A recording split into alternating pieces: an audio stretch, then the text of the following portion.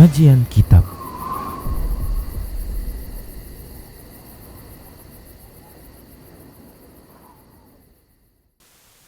Bismillah, assalamualaikum warahmatullahi wabarakatuh. Innal hamdalillah nahmaduhu wa nasta'inuhu wa nastaghfiruh wa na'udzu billahi min shururi anfusina wa min sayyiati a'malina. Man yahdihillahu fala mudilla lahu wa man yudlilhu fala hadiya lahu. Wa asyhadu an la ilaha illallah wahdahu la syarika lahu wa asyhadu anna Muhammadan abduhu wa rasuluhu sallallahu alaihi wasallam. Qala Allah tabaraka wa ta'ala, ya ayyuhalladzina amanu taqullaha haqqa tuqatih wa la tamutunna illa wa antum muslimun. Ya ayyuhan nasu taqu rabbakumul ladzi khalaqakum min nafsin wahidah wa khalaqa minha zawjaha wa bassa minhuma rijalan katsiran wa nisaa'a. Wattaqullaha alladzi tasaaluna bihi wal arham, innallaha kana 'alaikum raqiba. Ya ayyuhalladzina amanu taqullaha wa qulu qawlan sadida yuslih lakum a'malakum wa yaghfir lakum dhunubakum wa may yuti'illaha wa rasulahu faqad faza fawzan 'azima. Amma ba'd, fa inna asdaqal hadisi kitabullah wa khairal huda huda Rasulillah sallallahu alaihi wasallam wa syarral umuri muhdatsatuha wa kullu muhdatsatin bid'ah wa kullu bid'atin dhalalah wa kullu dhalalatin finnar.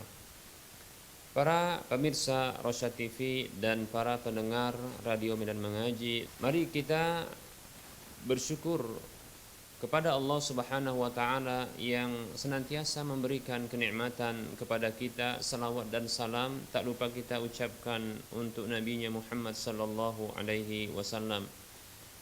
Para hamba Allah rahimani wa rahimakumullah, kita akan lanjutkan pembahasan kitab Minhajul Muslim di bab yang kedua tentang adab, dan kita masih melanjutkan pembahasan adab terhadap karib kerabat. Kita akan menyebutkan dalil-dalil dari Al-Quran, firman-firman Allah Subhanahu wa ta'ala yang mensyariatkan untuk berbuat baik kepada karib kerabat, berakhlak dan beradab mulia terhadap karib kerabat, orang-orang yang memiliki hubungan kekerabatan, orang-orang yang memiliki hubungan tali silaturahim, hubungan kerahiman dengan kita. Firman Allah Subhanahu wa taala dalam surah An-Nahl ayat 90, Allah Subhanahu wa taala berfirman, innallaha ya'muru bil 'adli wal ihsani wa ita'i dzil qurba. Allah berfirman yang artinya sesungguhnya Allah Subhanahu wa taala memerintahkan untuk berlaku adil, berbuat baik dan memberi kepada karib kerabat. Baik para hamba Allah rahimani wa rahimakumullah, hukum asal perintah berdasarkan pendapat jumhur ulama adalah wajib, karena mereka memiliki satu kaidah al-aslu fil amri lil wujub, hukum asal perintah adalah wajib. Dalam ayat ini yang disebutkan oleh Allah Subhanahu wa taala, di mana Allah memerintahkan tiga hal, yaitu berbuat adil, kemudian berbuat ihsan, berbuat baik, sekaligus berbuat baik kepada karib kerabat, memberi kepada karib kerabat. Baik para hamba Allah rahimani wa rahimakumullah, seperti yang pernah kita sampaikan bahwasanya di antara bentuk bersilaturahim, bersilaturahim bukan hanya sekedar kunjungan, bahkan saling memberi hadiah kepada karib kerabat. Bahkan memberi hadiah ini akan menumbuhkan cinta terhadap sesama. Kata Rasulullah sallallahu alaihi wasallam dalam sebuah hadis riwayat Baihaqi, Rasulullah SAW bersabda, tahadaw tahabbu, saling memberi pasti saling mencintai. Baik para hamba Allah rahimani wa rahimakumullah, memberi kepada karib kerabat maka ini akan menumbuhkan cinta di antara sesama karib kerabat. Dan ini diperintahkan oleh Allah Subhanahu wa taala, dan perintah ini adalah perintah wajib tentunya sebagai bentuk menyambung tali silaturahim. Baik para hamba Allah rahimani wa rahimakumullah. Dalam ayat yang lain Allah Subhanahu wa taala juga memerintahkan hal yang sama. Dalam surah An-Nisa ayat 36 Allah Subhanahu wa taala berfirman, A'udzu billahi minasyaitonir rajim. Wa'budullaha wa la tusyriku bihi syai'a wa bil walidaini ihsana wa bidzil qurba wal yatama wal masakini wal jari dzil qurba wal jaril junubi was sahibi bil jamb wa banis sabili wa ma malakat aymanukum. Allah Subhanahu wa taala berfirman yang artinya,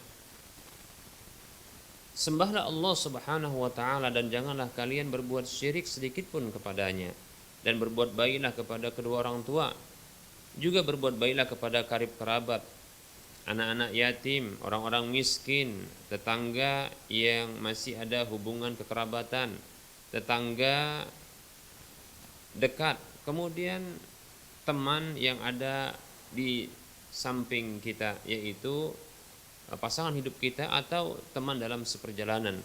Wa bani sabil, demikian pula berbuat baiklah kepada orang yang dalam perjalanan yang terputus bekalnya, wa ma malakat aymanukum, dan budak-budak yang kalian miliki. Baik para hamba Allah rahimani wa rahimakumullah. Allah Subhanahu wa taala memerintahkan kepada kita para hamba untuk memenuhi hak-hak siapa saja memiliki hak kepada kita. Baik para hamba Allah rahimani wa rahimakumullah. Allah Subhanahu wa taala dalam ayat ini surah An-Nisa ayat 36 Allah memulai dengan perintah untuk memenuhi hak sang pencipta jagat raya, yaitu dirinya. Allah Subhanahu wa taala yang telah berbuat baik kepada para hamba, menciptakan mereka dari tiada menjadi ada, kemudian memberikan berbagai kenikmatan kepada mereka, membekali mereka dengan sarana-sarana yang menjadi penyebab berlangsungnya kehidupan mereka di alam dunia. Allah memberikan fasilitas-fasilitas hidup berikutnya. Maka pantaslah Allah Subhanahu wa taala untuk lebih utama didahulukan haknya, yaitu dengan cara disembah. Ya, itulah hak Allah Subhanahu wa taala yang Allah Subhanahu wa taala mewahyukan kepada Rasulullah sallallahu alaihi wasallam untuk menyampaikan kepada umatnya terkait dengan hak Allah Subhanahu wa taala. Kata Nabi sallallahu alaihi wasallam, haqqullahi 'alal 'ibadi ay ya'buduhu wa la yusyriku bihi syai'a. Hak Allah atas hambanya adalah mereka para hamba beribadah kepada Allah, menyembah kepada Allah Subhanahu wa taala tanpa berbuat syirik sedikit pun kepadanya. Hadis riwayat Bukhari dan Muslim. Baik para hamba Allah rahimani wa rahimakumullah, bahkan di dalam ayat ini juga ditegaskan hal yang sama, wa'budullaha wa la tusyriku bihi syai'a. Sembahlah Allah dan janganlah berbuat syirik sedikit pun kepadanya. Karena berbuat syirik ya kepada Allah Subhanahu wa taala merupakan bentuk kezaliman yang paling besar terhadap Allah Subhanahu wa taala, dan itu merupakan dosa besar. Ya. Oleh karenanya Allah Subhanahu wa taala mengabadikan perkataan Luqman Al-Hakim terhadap anaknya yang mengatakan inna syirka la dzulmun azim dalam surah Luqman ayat 13. Surah Luqman ayat 13. Sesungguhnya kesyirikan itu merupakan kedzaliman, benar-benar kedzaliman yang besar. Demikian pula Rasulullah sallallahu alaihi wasallam mengatakan, "Ala unabbiukum bi akbaril kabair, maukah aku kabarkan kepada kalian dosa terbesar di antara dosa-dosa besar?" Rasulullah mengatakan sallallahu alaihi wasallam, al-isyraku billah. Urutan yang pertama adalah Rasulullah menyatakan sallallahu alaihi wasallam kesyirikan kepada Allah. Baik para hamba Allah rahimani wa rahimakumullah, ini adalah hak yang pertama yang wajib bagi para hamba untuk dipenuhi. Berikutnya adalah wabil walidaini ihsana, dan berbuat baiklah kepada kedua orang tua. Nah, tentunya ya ini juga merupakan hak yang besar yang wajib bagi kita para hamba untuk memenuhi hak-hak tersebut. Hak orang tua, di mana tidak ada di antara hamba kita ya manusia melainkan terlahir dari orang tua kita. Tidak ada di antara kita melainkan ya kita ada sebab ya orang tua, dan tidak ada di antara kita melainkan jasa-jasa besar orang tua kita itu ada pada diri kita. Baik para hamba Allah rahimani wa rahimakumullah, maka sangat pantas Allah Subhanahu wa taala menggandengkan dan mengiringkan serta menyebutkan urutan yang kedua, hak yang wajib untuk kita penuhi adalah hak kedua orang tua kita. Baik para hamba Allah rahimani wa rahimakumullah. Maka jangan lupakan hak kedua orang tua ya untuk kita penuhi. Ya. Berikutnya Allah Subhanahu wa taala menyebutkan hak yang ketiga yang wajib untuk kita penuhi, yaitu hak karib kerabat, hak karib kerabat. Dan ini yang dipahami oleh kita ketika kita ya memberikan atau berbuat baik kepada karib kerabat, ya maka ini disebut ya upaya untuk bersilaturahim, menyambung tali silaturahim. Baik para hamba Allah rahimani wa rahimakumullah.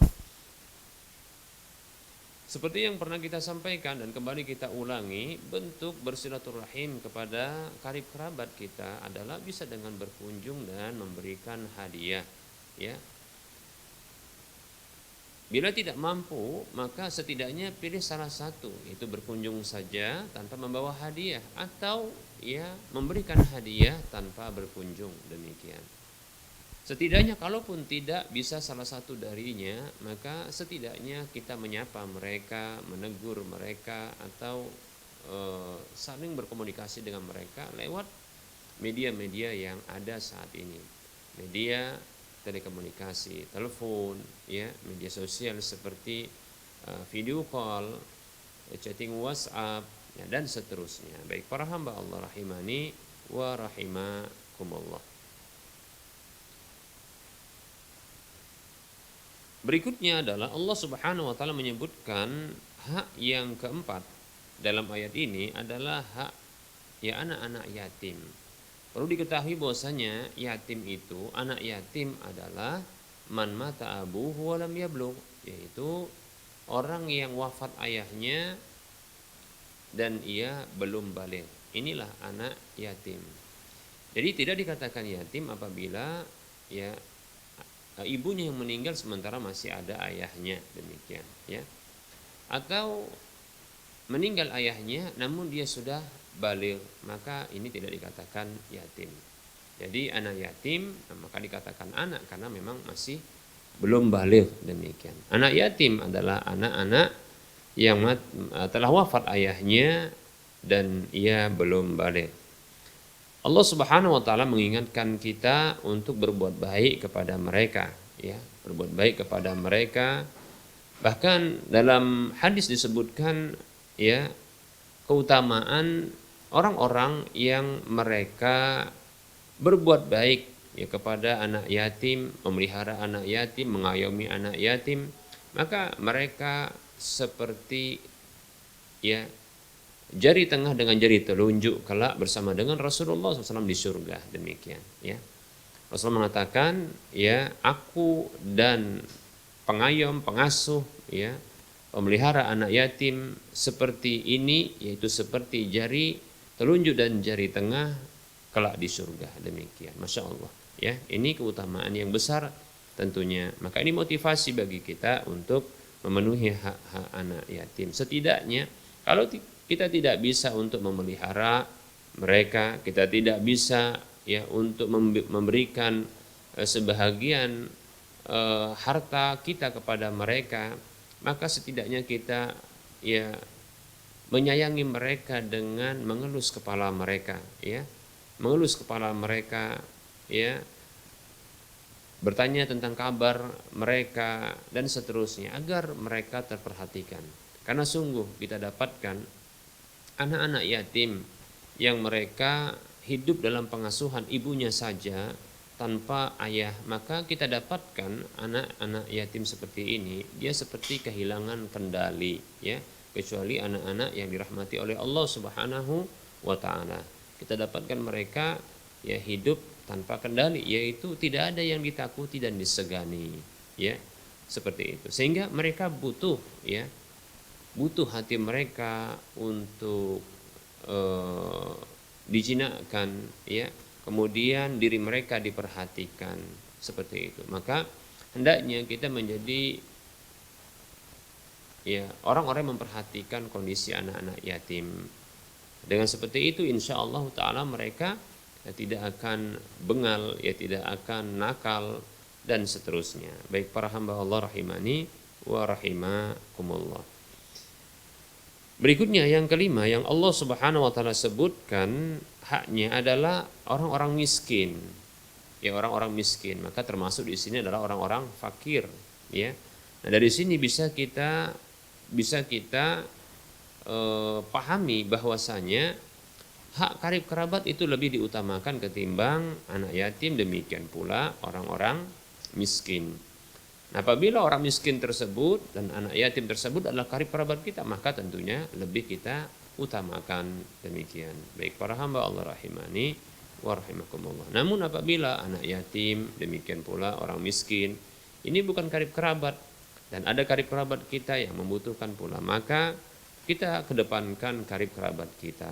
Demikian para hamba Allah rahimani wa rahimakumullah. Orang-orang miskin adalah orang-orang yang pendapatan mereka tidak memenuhi kebutuhan pokok mereka, ya. Oleh karenanya, ya, hendaknya kita memperhatikan orang-orang yang lemah di antara kita. Bukankah Rasulullah SAW mengatakan bahwasanya, ya, tidaklah kita ini, ya, tidaklah kalian ini ditolong kecuali dengan sebab orang-orang yang lemah di antara kalian, yaitu orang-orang yang lemah ekonominya, demikian, lemah dalam pendapatannya, ya. Maka perhatikanlah mereka, ya, semoga Allah Subhanahu wa taala akan menolong kita, ya. Kata Nabi SAW, wallahu fi aunil abdi ma kana al-abdu fi auni akhihi. Hadis riwayat Muslim. Allah Subhanahu wa taala senantiasa dalam kondisi menolong seorang hamba selama hamba tersebut menolong saudaranya. Baik para hamba Allah rahimani wa rahimakumullah. Berikutnya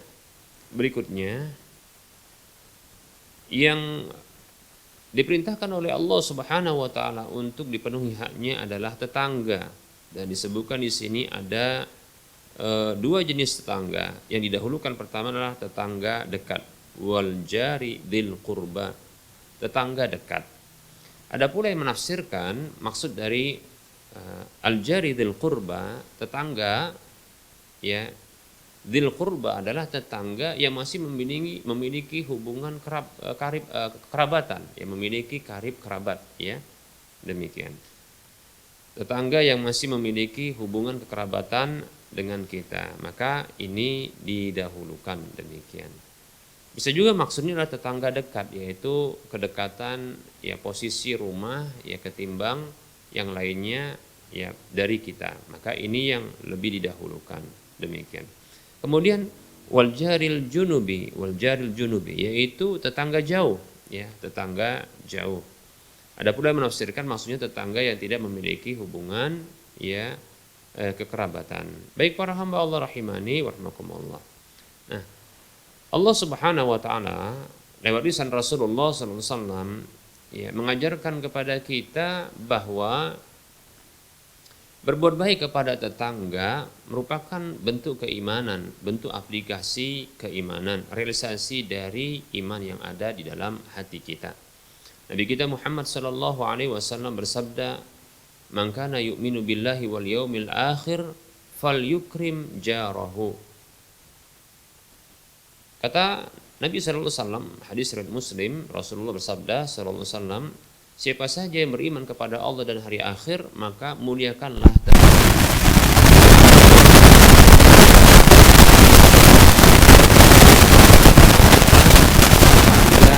yang masih memiliki, ya, tetangga yang masih memiliki hubungan kekerabatan, demikian pula tetangga yang masih memiliki hubungan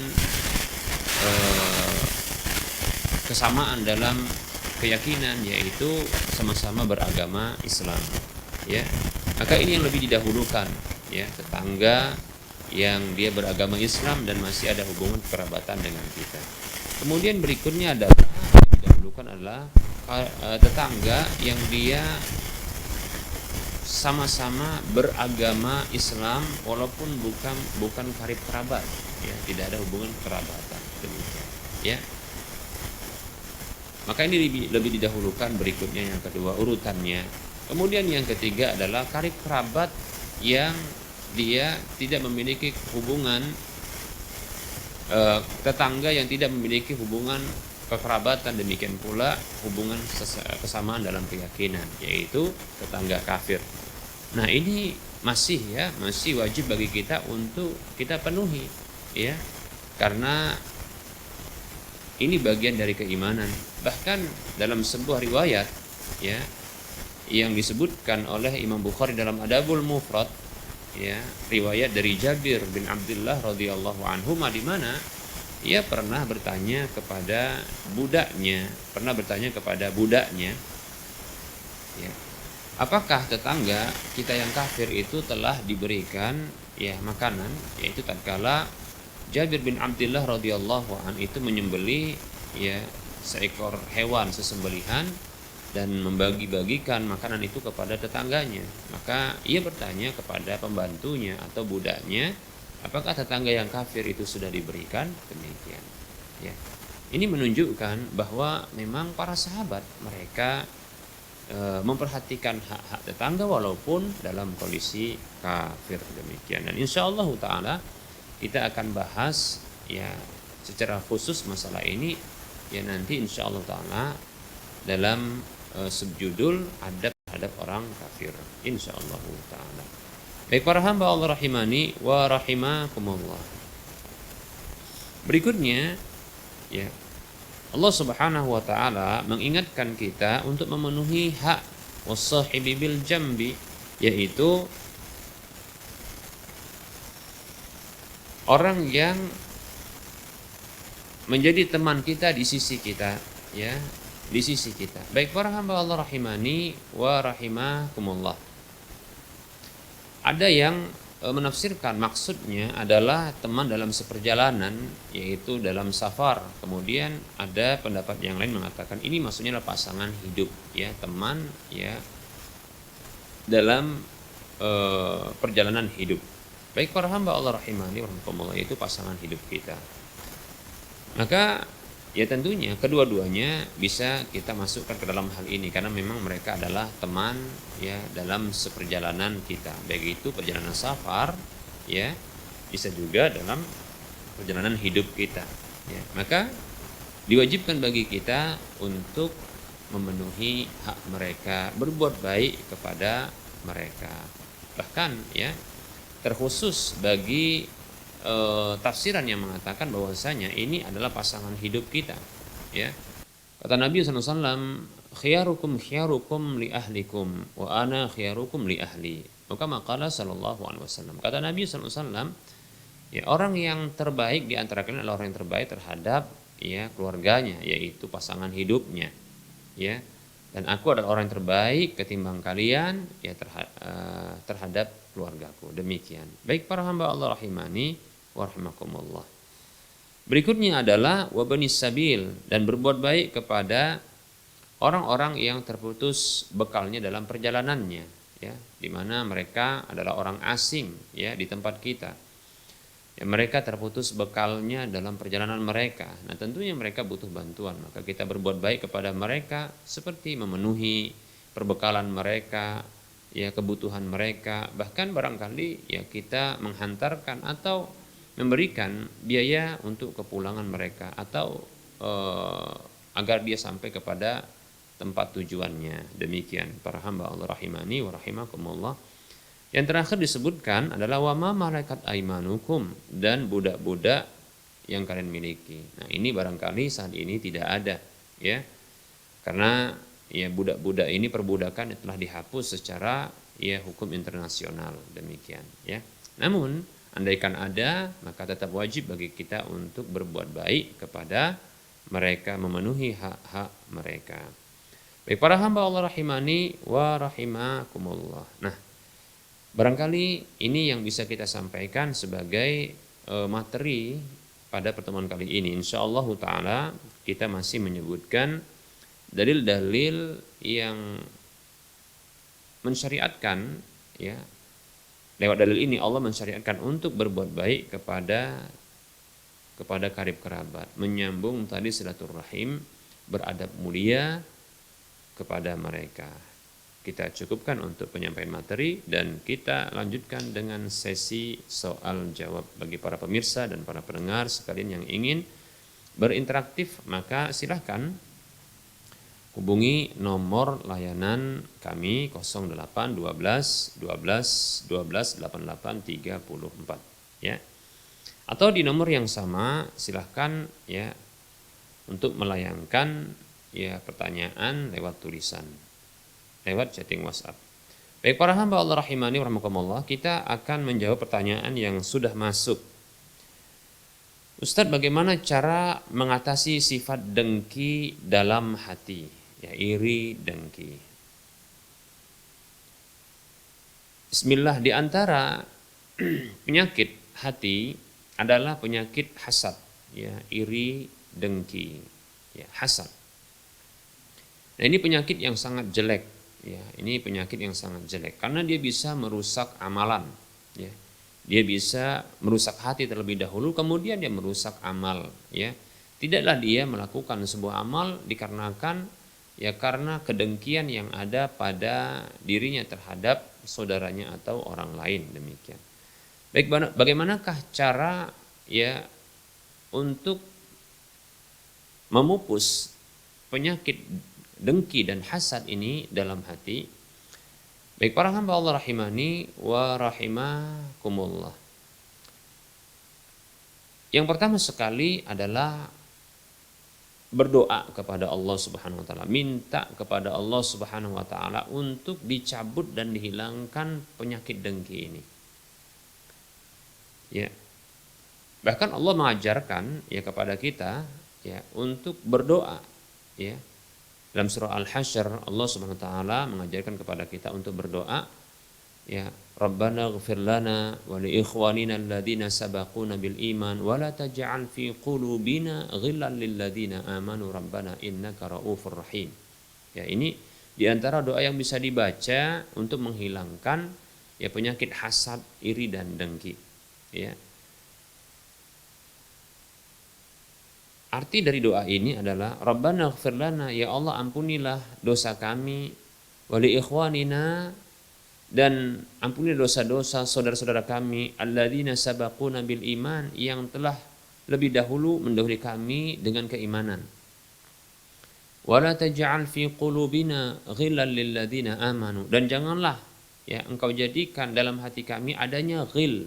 Ghil ini selain dia maknanya adalah hasad, iri, dengki, juga adalah ya sifat dendam kesumat, ya, kemarahan, ya, dan seterusnya, ya. Jadi minta perlindungan kepada Allah, ya, atau minta kepada Allah agar dihilangkan dan dicabut, ya, dijauhkan dari ghil, yang diantara makna ghil ini adalah hasad, ya. Wala taj'al fi qulubina ghillan lil ladzina amanu, dan janganlah engkau jadikan ya Allah adanya ghil dalam hati kami terhadap orang-orang beriman, demikian, ya, seperti itu. Ghil itu maknanya adalah diantaranya makna hasad, iri, dengki, begitu juga kalau tidak salah takabbur, sombong, ya, merasa tinggi, begitu juga ya kemarahan, dendam, kesumat, demikian. Wallahu ta'ala alam. Ini yang pertama, ya, yaitu minta tolong kepada Allah, berdoa kepada Allah agar ya dijauhkan dari ya penyakit ghil ini, ya, diantaranya maknanya adalah hasad. Kemudian yang kedua adalah bila kita mendapati adanya hasad pada diri kita, ya, adanya hasad pada diri kita dalam hati kita, maka cobalah ya enyahkan dia dengan mendoakan kebaikan untuk orang yang kita hasadi, ya, yang kita berhasad dengannya. Bisa jadi hasad itu muncul bukanlah atas dasar keinginan kita, tapi syaitan yang menyusupkan, syaitan yang membisikkan, syaitan yang dia memprovokasi hati kita untuk membenarkan ya hasad tersebut, dengki tersebut, ya. Demikian, agar kita dengki dengan saudara kita, maka matikan ya bibit ya dengki tersebut dengan cara ya mendoakan kebaikan. Ya, mungkin syaitan tadinya dia yang membangkitkan adanya persaingan ya dengan orang tersebut, orang yang dihasati, yang hendak ya, yang akan dimunculkan hasad oleh setan tersebut. Setan yang dia membangkitkan ya perseteruan tersebut. Kemudian dimunculkan hasad pula demikian. Ini sangat mungkin untuk terjadi ya, untuk terjadi. Yang biasanya satu profesi atau satu lingkungan, seperti contohnya dalam lingkungan kerja. Nah, ini sangat mungkin ada hasad ya. Sangat mungkin ada hasad, kecuali ya orang-orang yang Allah rahmati. Makanya berlindung kita kepada Allah dari penyakit hasad ini ya. Demikian. Selain itu, kalau seandainya syaitan memunculkan penyakit hasad itu, maka cobalah matikan bibitnya itu ya, cikal bakalnya itu dengan doa ya, doa ya. Dengan mendoakan kebaikan orang yang dimunculkan oleh syaitan untuk diarahkan hasad itu kepadanya. Demikian, doakan kebaikan. Nah, seperti contohnya yang sangat mungkin muncul sesama pekerja di satu instansi, satu lembaga, satu naungan ya, dan seterusnya. Ini sangat mungkin muncul hasad ya. Tidak bisa dipungkiri. Begitu juga sesama profesi, seperti pedagang sama pedagang yang ini sama. Begitu juga seperti ya tukang beca dan seterusnya. Bahkan ini terjadi ya, hasad ini sangat mungkin terjadi antar istri yang satu dengan madunya ya. Ini sangat mungkin terjadi hasad ya. Maka doakan kebaikan untuk siapa? Untuk orang yang dimunculkan setan tersebut untuk dihasadi ya. Maka apa? Berdoa untuknya dengan doa kebaikan, maka insya Allah segera pupus, setan pun akan segera menyingkir dari hal tersebut. Ternyata orang ini tidak bisa untuk diberi atau disusupkan penyakit hasad ke dalam hatinya. Kenapa? Ternyata dia malah mendoakan kebaikan bagi orang yang hendak ya diarahkan hasad itu kepadanya. Demikian. Yang terparah dari hasad ini adalah apabila hasad ini terjadi di antara orang-orang yang memegang tampu amanah yang sangat luas.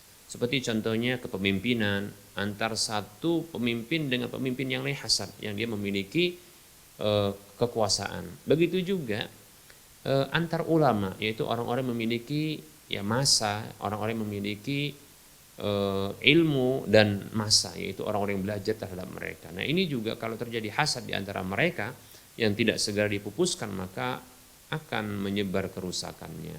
Demikian ya. Seperti itu. Ini dua tips yang insya Allah ta'ala sudah cukup untuk mematikan ya penyakit hasad tersebut. Semoga Allah SWT ya menghindarkan kita, ya melindungi kita dari penyakit hasad ini. Amin ya rabbal alamin.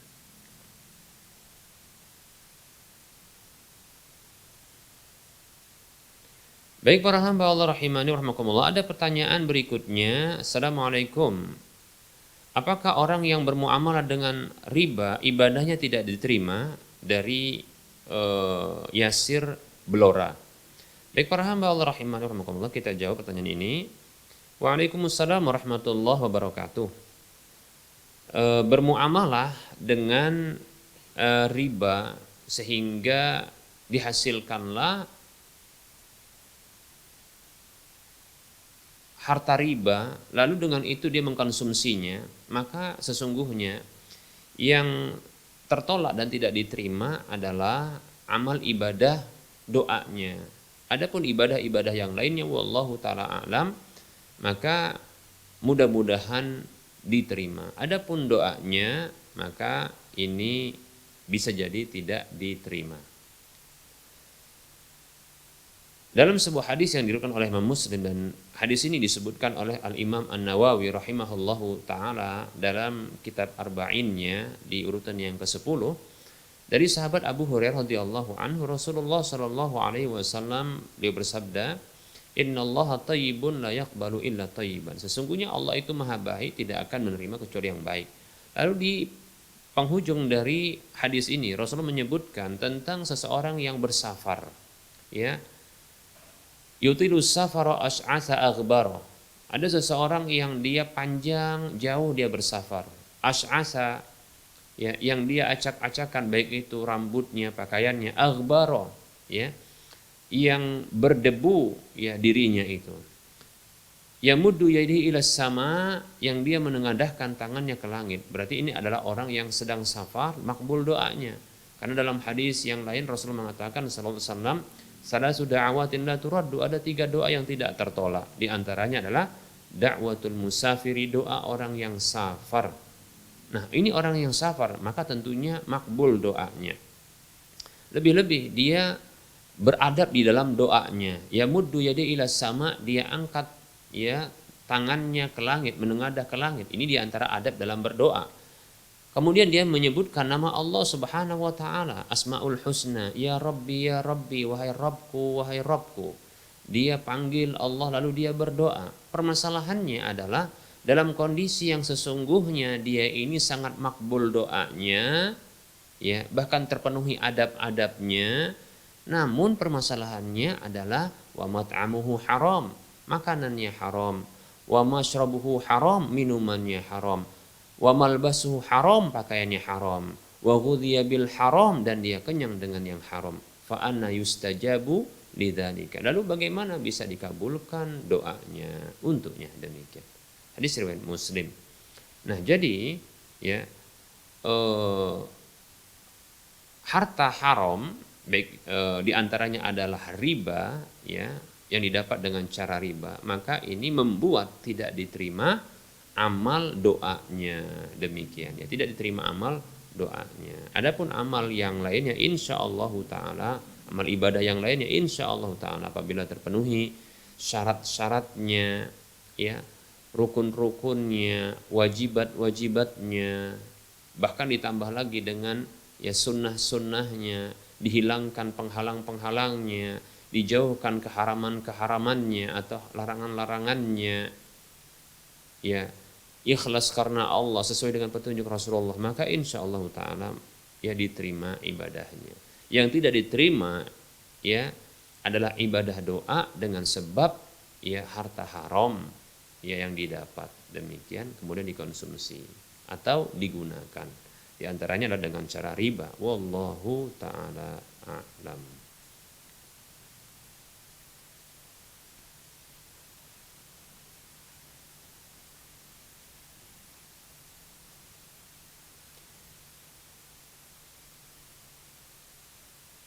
Baik, ada pertanyaan. Bismillah Ustaz, kapankah waktu yang afdol dalam melaksanakan sholat qiyamul lail? Bagaimana niatnya dan amalan apa yang harus dilakukan ya Ustaz?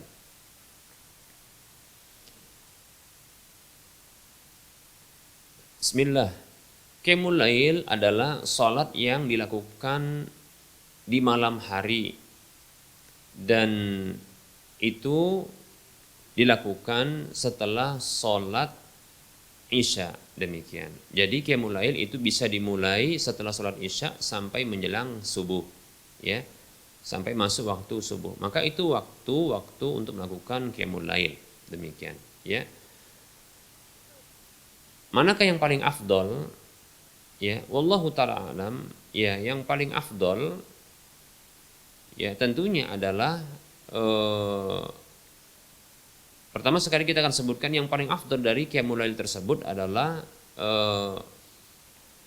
salat witir, ya, salat witir.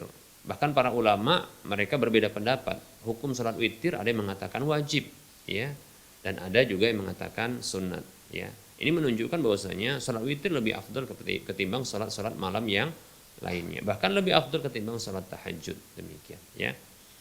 Baik para hamba Allah rahimani wa rahimakumullah. Nah, untuk melakukan salat qiyamul lail ini diantaranya salat witir, termasuk diantaranya ya tahajud, ya, maka hendaknya ya dilakukan itu setelah bangun tidur. Nah, itu menurut jumhur ulama, ya, tahajud dilakukan setelah tidur, demikian. Dan itu dilakukan di sepertiga akhir malam, di mana ketika itu doa makbul, ya, doa itu makbul, yaitu sepertiga akhir malam, ya, di mana dalam sebuah hadis Nabi SAW bersabda, yanzilu rabbuna tabaraka wa ta'ala ila sama'id dunya kulla lailatin ila sama'id dunya hina yabqa sulusul lailil akhir fayaqulu man yas'aluni fa'u'tiyahu wa man yad'uni fa'astajiba lahu wa man yastaghfiruni fa'aghfir lahu. Hadis riwayat Bukhari Muslim dan yang lainnya. Kata Nabi sallallahu alaihi wasallam, turun Rabb kita Allah tabaraka wa taala ke langit dunia setiap malam ketika tersisa malam itu sepertiga akhirnya. Lalu Allah Subhanahu wa taala berfirman, siapakah yang mau meminta kepadaku sehingga aku berikan? Siapakah yang mau berdoa kepadaku sehingga aku kabulkan? Dan siapakah yang mau memohon ampun kepadaku sehingga aku ampunkan? Demikian, ya.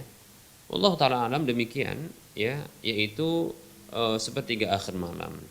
Bahkan ini dikuatkan juga dengan hadis Nabi terkait dengan, ya, salat witir. Ya, kata Nabi SAW, ija'alu akhiru salatikum bil-laili witra. Jadikanlah salat yang terakhir di malam hari itu adalah salat witir. Demikian, ya. Seperti itu. Jadi jadikan yang terakhir dari salat malam itu salat witir. Apabila kita ingin melakukan salat, ya, tahajud contohnya di antara salat qiyamul lail yang lainnya, maka diakhirkan, ya, itu terakhirnya adalah salat witir. Demikian. Dan itu tentunya setelah bangun tidur tentunya, ya, itu salat tahajudnya. Demikian. Maka ini semakin menguatkan bahwasanya, ya, yang paling afdal dari waktu-waktu qiyamul lail itu adalah waktu, ya, di sepertiga akhir malam atau waktu yang larut. Demikian, ya. Lebih-lebih doa, ya, itu makbul ketika di waktu-waktu tersebut, ya. Bahkan dalam satu hadis Nabi SAW ketika Rasulullah ditanya, ya, hadis riwayat Tirmidzi, Rasulullah ditanya, ayat du'ai asma, doa mana kan yang paling didengar oleh Allah Subhanahu wa taala? Maka Rasul mengatakan sallallahu alaihi wasallam, duburo as-salawatil maktubat, yaitu doa yang dipanjatkan di penghujung, ya,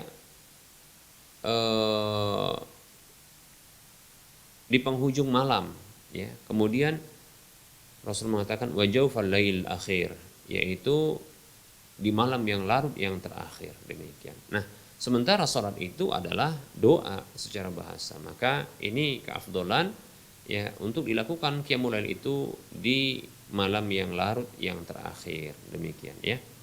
Baik para hamba Allah rahimani rahimakumullah, namun perlu kita ketahui bahwasanya terkadang keafdolan itu dilihat, ya, bukan secara mutlak, bukan secara global, akan tetapi dilihat dari per individu. Buktinya hal ini pernah disarankan, diwasiatkan oleh Nabi SAW kepada sebagian para sahabat, ya, untuk dilakukan sholat malam itu di awal waktu, karena melihat aktivitas para sahabat ini yang begitu larutnya. Di awal waktu maksudnya sebelum tidur. Seperti contohnya wasiat Rasulullah SAW terhadap Abu Hurairah radhiyallahu anhu, ya, untuk dilakukan salat witir itu yang ia bagian dari qiyamul lail, salat malam itu dilakukan sebelum tidur. Kata Abu Hurairah radhiyallahu anhu sendiri, ya, beliau mengatakan radhiyallahu anhu, ausani khalili bisalasin, ya, kekasihku Rasulullah SAW berwasiat kepadaku dengan 3 hal. Di antaranya adalah wa an utira qabla an anam, ya, agar aku berwitir sebelum aku tidur. Nah, jadi bagi siapa saja yang khawatir tidak bisa terbangun, ya, di malam hari, ya, malah takut bablas, ya, masuk waktu subuh, maka silahkan sholat malam qiyamul lail seperti diantaranya witir itu sebelum tidur. Demikian, ya. Wallahu ta'ala a'lam.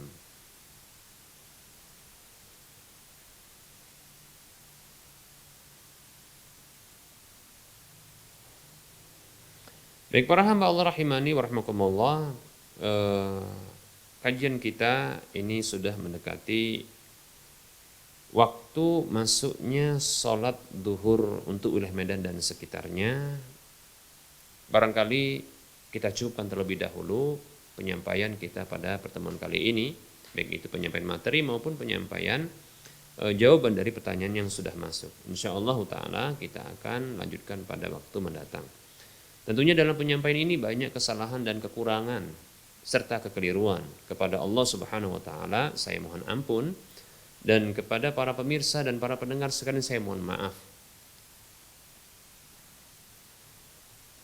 Kebenaran itu datang dari Allah, maka ambillah dan amalkanlah.